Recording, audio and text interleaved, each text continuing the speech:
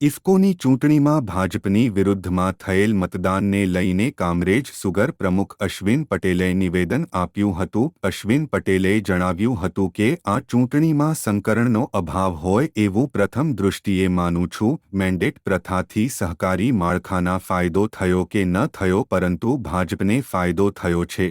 મારો તારો છોડીને ખેડૂતોના હિતને ધ્યાનમાં રાખીને પાર્ટીને વરેલા આગેવાનને મેન્ડેટ આપવો જોઈએ.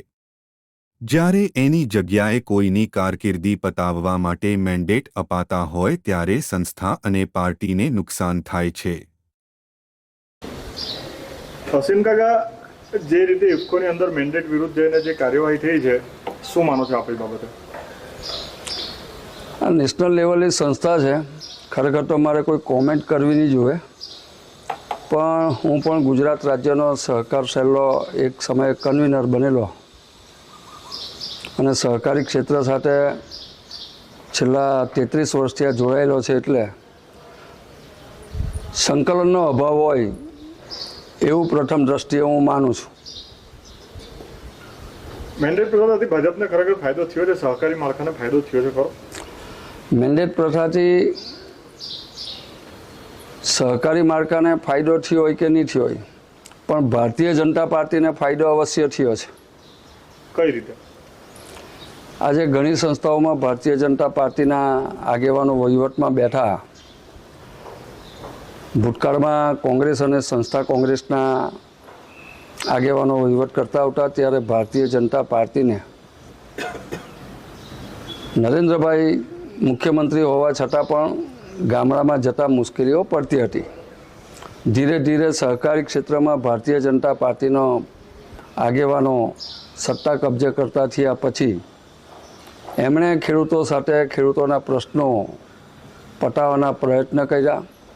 ખેડૂતોને લાભ થાય એવા સરકારમાં અસરકારક રજૂઆત કરીને ઘણા નિર્ણયો કરાવ્યા.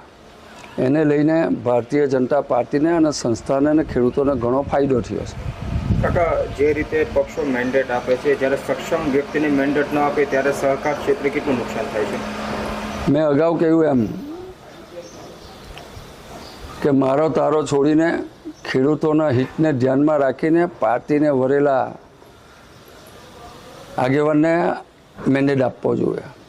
એની જગ્યાએ કોઈકની કારકિર્દી પટાવી દેવા માટે મેન્ડેટ અપાતા હોય, કોઈ પોતાના માણસને જાળવવા માટે મેન્ડેટ અપાતા હોય, આવું થાય તો પાર્ટીને અને સંસ્થાને નુકસાન થતું હોય છે. જે પાર્ટી વિરુદ્ધ જઈને જે મેન્ડેટ બીજા વ્યક્તિને આપ્યો હોય તે છતાં બી પાર્ટી વિરુદ્ધ જઈને જે ચૂંટણી લડતા હોય એ લોકો વિરુદ્ધ શું કાર્યવાહી થવી જોઈએ? એને પાર્ટીએ કોઈ હોદ્દો નહીં આપવો જોઈએ. એને બીજી કોઈ પણ સહકારી સંસ્થામાં જવા નહીં દેવું જોઈએ.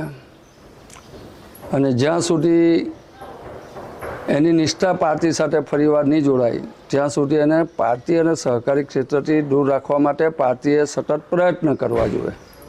મેન્ડેટ વિરુદ્ધ પાર્ટી વિરુદ્ધ જઈને ચૂંટણી લડતા હોય છે, પોતાની જાતને પાર્ટી કરતાં ઉપર ગણવા માટે? પાર્ટી કરતાં મોટો ગણતો તો નહીં હોય. કોઈ પણ કાર્યકર પોતાની જાતને પાર્ટી કરતાં મોટો નહીં ગણતો હોય, જે સહકારી ક્ષેત્ર હોય. પણ એને જ્યારે એવું લાગે છે કે મારી કરતાં સક્ષમ વ્યક્તિને મેન્ડેટ નથી આપ્યો, ત્યારે એનો અહમ ગવાતો હોય છે.